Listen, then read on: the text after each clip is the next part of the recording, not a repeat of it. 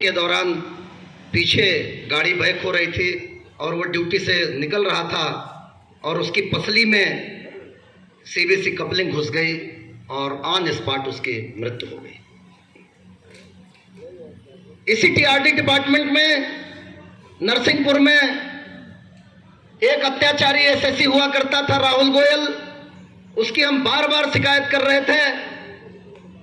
Finally उसने ऐसे ही अपने एक हेल्पर को टावर बैगन पे चढ़ा करके और अर्थिंग राड प्रॉपर नहीं लगवाई और वो पाठक लड़का जिसकी शादी 1 महीने हुए हुआ था, वो लड़का जो है वो काल के गाल में चला गया।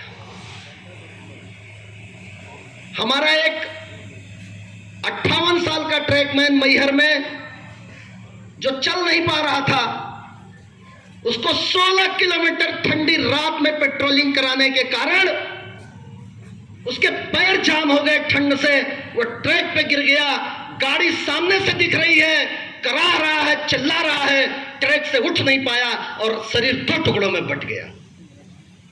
कष्ट होता है ऐसी असमय मौतों पर, तकलीफ होती है ऐसे लोगों की काल कवलित ये दुर्व्यवस्था पर कि हम एज ए यूनियन, जब हमें पूरे डिवीजन में ये जिम्मेदारी दी गई है, मृत्यु को टाला नहीं जा सकता, लेकिन किसी के जबरदस्ती काम कराए जाने के कारण असमय होने वाली मौतों को अगर रोका जा सके तो मैं समझता हूं इससे बड़ा पुण्य का काम इस दुनिया में कोई नहीं है। इतना मन द्रवित होता है, कहीं कहीं ऐसा लगता है कि उस पाप के थोड़े बहुत भागीदार हम भी हैं, जो हम इन निरीह और ये अत्याचारी और तानाशाही लोगों पर, वो जो इन पर वाकई में लगनी चाहिए और इस तरह की कार्यप्रणाली को बंद किया जाना चाहिए। ये कोई कार्य के दौरान लापरवाही से होने वाली मौतें नहीं है। ये वो मौतें हैं जिनमें इंडियन पीनल कोड आईपीसी की धारा जो ये कहती है कि ये जो है मौतें 302 के अंतर्गत तो नहीं आएंगी, लेकिन ये वो मौतें हैं जिसके लिए कोई ना कोई कारण जिम्मेदार है और उन पर गैर इरादतन हत्या का मामला चलाया जाना चाहिए।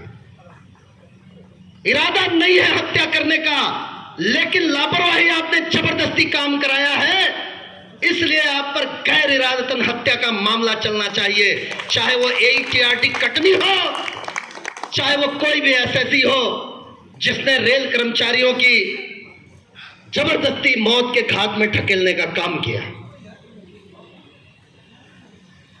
हमारी ये मांग है, हमारी ये गुजारिश है कि जब कोई नया लड़का रेलवे में आता है तो उसे रेलवे की कार्यप्रणाली की कोई जानकारी नहीं होती, उसे ऐसा कोई भी काम न दिया जाए कि वो काम करने की जल्दबाजी में, दबाव की जल्दबाजी में, फेलियर को जल्दी ठीक करने की जल्दबाजी में, सस्पेंड हो जाने के डर की जल्दबाजी में, चार्जशीट के डर की जल्दबाजी में वो अपने प्राणों की आहुति दे बैठे।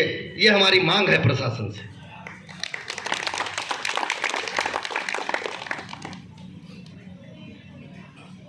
साथ ही साथ ये डिवीजन, जब हम किसी मुद्दे को इन पर लाने का काम करते हैं तो ये बोलते हैं,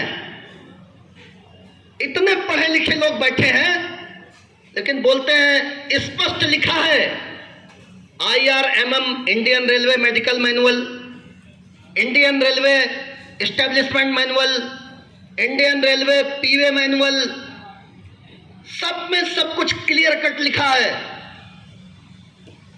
Indian railway establishment code, general and subsidiary rule, disciplinary and authority rule,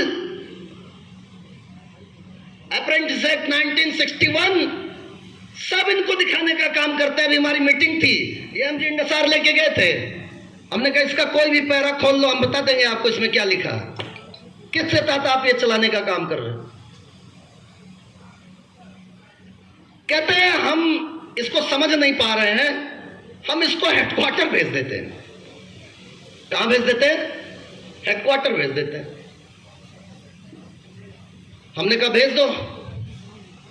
अच्छा, वो अधिकारी कहते हैं हेडक्वार्टर भेज देते हैं जिनका 15 दिन पहले हेडक्वार्टर से यहां ट्रांसफर हुआ है और यहां से भेजे गए सारे मुद्दे उन्हीं के पास पेंडिंग थे। हेडक्वार्टर में उन्हीं के पास पेंडिंग थे। वो कहते हैं हेडक्वार्टर भेज देते। जब वहां आप थे तो कुछ किया नहीं, अब यहां आ गए तो हेडक्वार्टर भेज देते हैं। कुछ दिन बाद आप फिर हेडक्वार्टर पहुंच जाओगे तो बोले ये तो डिवीजन का काम था, हेडक्वार्टर भेजा ही क्यों? समझ रहे ना? 80-20 का मामला था एएलपी का, कैसे उनका रेशो मेंटेन होगा? 2010 के आदेश है रेलवे बोर्ड के, अभी तक लागू नहीं हो पाए। लड़ाई लड़ी, 28/2019 से पीएनएम बनाया, इन्होंने हेडक्वार्टर भेज दिया। हमारे आदरणीय महामंत्री कामरेड मुकेश गालब जी ने एजीएम साहब को, सीपीओ साहब को, जीएम साहब को, सबको एग्री किया अपने तर्कों के आधार पर। और सारे बड़े बड़े अधिकारियों को मैं धन्यवाद देता हूं कि उन्होंने सहमत होकर के एक पत्र जारी करने का काम किया। और वो पत्र डिवीजन आ गया। कोटा और भोपाल के हमारे पर्सनल और अकाउंट के अधिकारियों ने उसकी वेटिंग करा ली और वहां प्रमोशन के काम शुरू हो गए। जबलपुर मंडल में हमारे अकाउंट में कुछ विशेष पढ़े लिखे अधिकारी बैठे, विशेष स्पेशल विशेष योग्यता प्राप्त हैं। जब तक हर फाइल 3 बार 4 बार लाल पेन लगा के पर्सनल को वापस न कर दी जाए, तब तक उनकी विशेष योग्यता साबित नहीं होती है। अब उसमें वो चिड़िया बना रहे हैं, आम बना रहे हैं, इमली बना रहे हैं।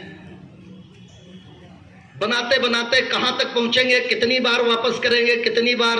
हमें लग रहा वो लाल पेन ही इन कंपनी को बोल के बंद करानी पड़ेगी, तब ये जो है इनका काम बंद होगा। इतना लाल पेन चलाते हैं। सीनियर डीएफएम से 3-4 बार बात कर ली, बस अब करा देता हूं, बस तब करा देता हूं। आज तक वो फाइल निकली नहीं। हमने 30 जून तक बच्चों को प्रॉमिस किया है प्रमोशन कराने का। हमारी रात दिन की चिंता है कि इसको कैसे भी निकलवा के, और जो भी पात्र कर्मचारी हैं 300-400 लोग, 300 लोग लगभग हैं, उनको उसका लाभ मिलने का काम। इस पर इनका ध्यान नहीं है। लेकिन एक आदेश आता है कि GNSR 4.25-1 में यह करेक्शन किया जाता है, उसका ABCD गार्ड के स्थान पर कोई भी ग्रुप सी कर्मचारी लगा दिया जाएगा।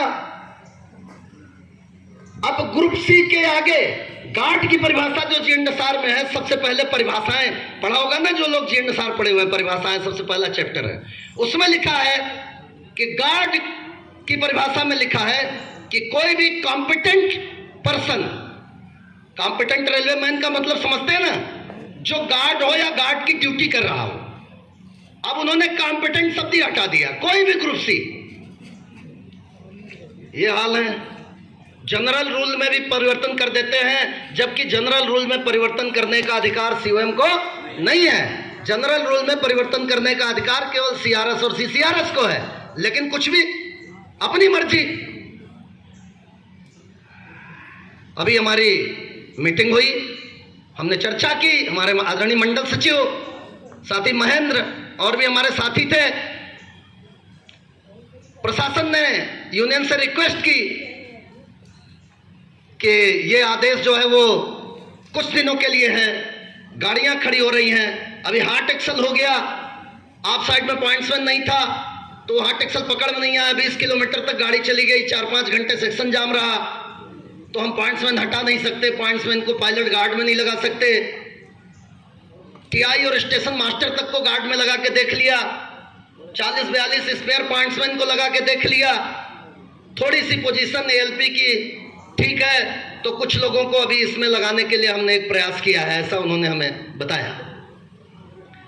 हमने उनको 2 टूक शब्दों में कहा आदेश हेडक्वार्टर के हैं, हेडक्वार्टर लेवल पे हमको मीटिंग कर लेने दीजिए। वहां जो फैसला होगा, जो आउटकम आएगा, वो हम आपको सूचित कर देंगे। उसके बाद आगे निर्णय ले लेना। और अगर वहां से आउटकम नहीं निकलता, आपको काम कराना है, तो हमारे साथ बैठक कर लेना। किन शर्तों पर, कितने समय तक, किसको, किससे क्या क्या काम लेना है, उनको डीआर कौन देखेगा, उनकी छुट्टी कौन देखेगा, उनका रेस्ट कौन देखेगा, आपका फ्यूचर प्लान क्या है। आपके पास 7 गार्ड जो कंट्रोल ऑफिस में यहां वहां कर रहे हैं, जिन्होंने लाल झंडियां, हरी झंडियां क्या होती हैं, डेटोनेटर क्या होते हैं, नहीं देखे, नहीं जाने, और डीके पाठक टाइप लोग जो डीएम का काम कर रहे हैं, इन लोगों का क्या होगा। हमने ये सब बोलने का काम किया प्रशासन। अभी फिलहाल उन्होंने कहा है कि ठीक है, आप लोग मीटिंग कर लीजिए। फिर हमने कहा कि जब इन बच्चों से अगर आपको काम कराना है, तो इनको दोगे क्या, क्या किलोमीटर अलाउंस मिलेगा, क्या बेसिक मिलेगा, इन सब मुद्दों पर बातचीत कर लीजिए। आप भी विचार विमर्श कर लीजिए। कुछ हमने उनको लेटर वेटर बताए हैं, अब वो गए हैं, अपना किताबें ताबें खोल के बैठे होंगे। जो भी डिसीजन आएगा, जो आउटकम आएगा, वो हम आपको बताने का काम करेंगे। फिलहाल ये मुद्दा अभी रुक गया है। 50% सरेंडर का जो मामला है, वो इतना आसान नहीं है। मैं आप लोगों से ये कहना चाहता हूं, जो लोग सेफ्टी में हैं वो भी, जो लोग नॉन सेफ्टी में हैं वो भी, दोनों लोग सुन लीजिए। सेफ्टी वाले ये सोच के खुश मत होना कि ये मुसीबत नॉन सेफ्टी वालों पर गिरी है। मैं आपको ये बताना चाहता हूं, क्योंकि